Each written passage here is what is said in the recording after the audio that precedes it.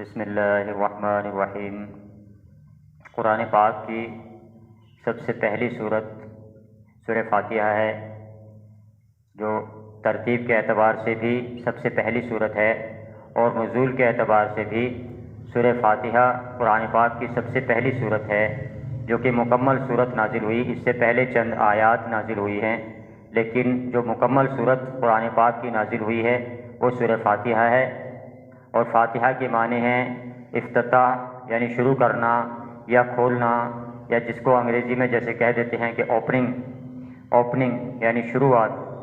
تو یہ پہلی ہی صورت ہے، اور اس کے بارے میں حدیث میں آتا ہے، حضور پاک صلی اللہ علیہ وسلم نے فرمایا کہ اللہ تعالیٰ فرماتا ہے قسمت الصلاۃ بینی و بین عبدی نصفین نصفہا لی ونصفہا لعبدی ولعبدی ما سأل، کہ اس حدیث میں جو ہے اس کو صلاۃ فرمایا گیا ہے۔ صلاۃ کے معنی دعا کے بھی ہیں، اور ہم نماز کو بھی صلاۃ کہتے ہیں، تو اسی صورت کو حدیث میں جو ہے صلاۃ فرمایا گیا ہے، اس کا صلاۃ کا نام دیا گیا ہے، اور اس کا نام سورہ فاتحہ، الشافیہ اور الکافیہ وغیرہ اور کئی ناموں سے نام اس کے لیے جاتے ہیں۔ تو یہ فرمایا اللہ تعالیٰ نے کہ ہم نے اس کو صلاۃ کو یعنی سورہ فاتحہ کو دو حصوں میں تقسیم کیا ہے، آدھا میرے لیے ہے اور آدھا میرے بندے کے لیے ہے، اور جو کچھ میرا بندہ مانگتا ہے وہ اس کو دیا جائے گا۔ شروع کرتے ہیں، بسم اللہ الرحمن الرحیم، الحمد للہ رب العالمین۔ سب سے پہلی آیت اس کی ہے الحمد للہ رب العالمین۔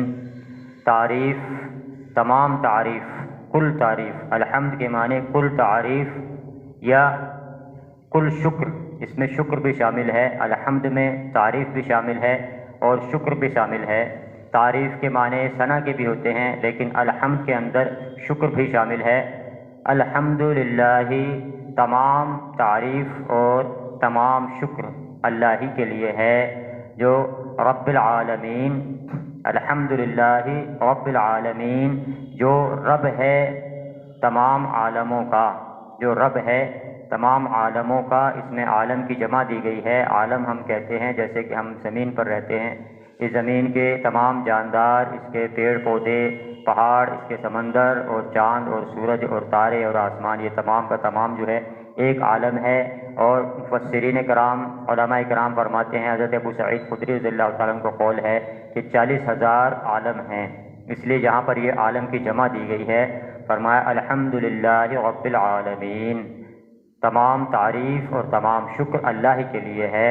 جب بندہ اس آیت کو پڑھتا ہے تو اللہ تعالیٰ فرماتا ہے حمدنی عبدی، میرے بندے نے میری تعریف کی ہے۔ دوسری آیت ہے الرحمن الرحیم، اس کا تفسیر جو ہے بسم اللہ الرحمن الرحیم میں آ چکی ہے۔ رحمان یعنی کہ وہ رحمت جو تمام عالم کو پر مسلسل، پورے عالم کے اوپر ایک بار کی مسلسل پورے کو گھیرے ہوئے ہو، یا پورے پر مسلسل رحمت جاری ہو، برس رہی ہو، پورے عالم پر، تمام انسانوں پر، تمام جانوروں پر، تمام چرندے پرندے، پیڑ پودے، پہاڑ، زمین، سمندر کی مچھلیاں، تمام چیزوں پر ایک بار میں برس رہی ہو، اس رحمت کے برسانے والے کو رحمان کہتے ہیں۔ اور یہ لقب، رحمان کا لقب، یہ اللہ تعالیٰ کی صفت ہے، اس میں کسی انسان کو اس صفت سے نہیں پکارا جا سکتا۔ اور دوسری صفت کا، اللہ تعالیٰ کا دوسرا صفاتی نام جو ہے اس میں ہے الرحیم۔ رحیم کے معنی ہیں جو جزوی رحمت، جو کہ ایک ایک پر کی جاتی ہے، مثلا ایک بندے پر اللہ نے رحمت کی، یا ایک شہر پر اللہ نے رحمت کی، یا کسی جانور پر اللہ نے رحمت کی، تو اس جزوی رحمت کا جو ہے صفت انسان کے اندر بھی پائی جاتی ہے۔ وہ اپنے بچوں پر رحمت کرتا ہے، اپنے ملنے والوں پر رحمت کرتا ہے، اپنے بھائی پر رحم کرتا ہے، اپنے ماں باپ پر رحم کرتا ہے۔ تو اس لیے جو ہے رحیم کا لفظ جو ہے وہ انسان کے لیے استعمال ہو سکتا ہے، البتہ رحمان کا لفظ نہیں استعمال ہو سکتا، کہ وہ رحمان بھی ہے اور رحیم بھی ہے۔ وہ ایسا رحمان، ایسی رحمت والا بھی ہے کہ تمام عالم پر اس کی ایک بار میں اس کی رحمت نازل ہوتی ہے اور پورے عالم کو گھیرے ہوئے ہے، اور وہ رحیم بھی ہے کہ وہ ہر بندے پر، اپنے ایک ایک بندے پر رحمت کرتا ہے۔ تیسری آیت ہے، جب آدمی کہتا ہے الرحمن الرحیم تو اللہ تعالیٰ کہتا ہے الثناء عبدی، بندے نے میری تعریف کی ہے۔ اور اس کے بعد تیسری آیت ہے مالک یوم الدین، وہ مالک ہے یوم جزا کا، اس دن کا مالک ہے جس دن تمام لوگوں کو دنیا میں زندگی گزار کر جانے کے بعد دوبارہ زندہ کیا جائے گا، اور ان تمام لوگوں کو ان کے جزا اور سزا دی جائے گی، جو کچھ یہ دنیا میں کر کے گئے ہیں اس کے بارے میں ان کو بدلہ دیا جائے گا۔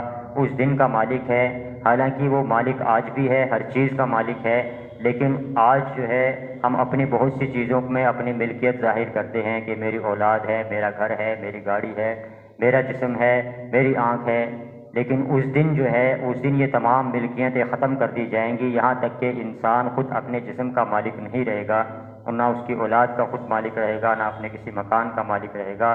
اس دن صرف مالک جو ہے وہ وہی ہوگا، اللہ ہی ہر چیز کا مالک ہوگا۔ تو اس آیت کے معنی ہے کہ اس دن تمام ملکیتیں ختم کر کے اللہ تعالیٰ اپنے ہاتھ میں تمام ملکیتیں اپنے ہاتھ میں لے لے گا۔ مالک یوم الدین، وہ اس دن کا مالک ہے۔ جب بندہ اس آیت کو پڑھتا ہے تو اللہ تعالیٰ فرماتے ہیں مجدنی عبدی، میرے بندے نے میری بزرگی بیان کی۔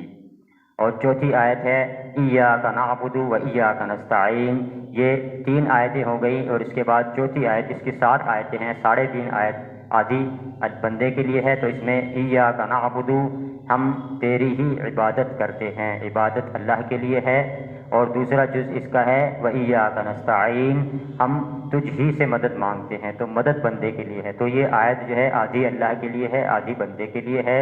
ایاک نعبد، اور عربی میں جو ہے 2 ٹینس ہوتے ہیں، انگریزی میں جیسے 3 ٹینس ہوتے ہیں، پاسٹ، پریزنٹ اور فیوچر۔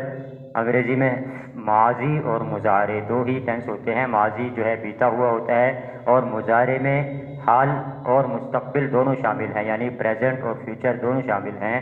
اس آیت میں جو ہے فرمایا گیا ہے ایاک نعبد، یہ مضارع کا صیغہ ہے۔ مضارع کے معنی ہے کہ ہم اپنا حال بیان کر رہے ہیں اور مستقبل کے لیے عہد کر رہے ہیں۔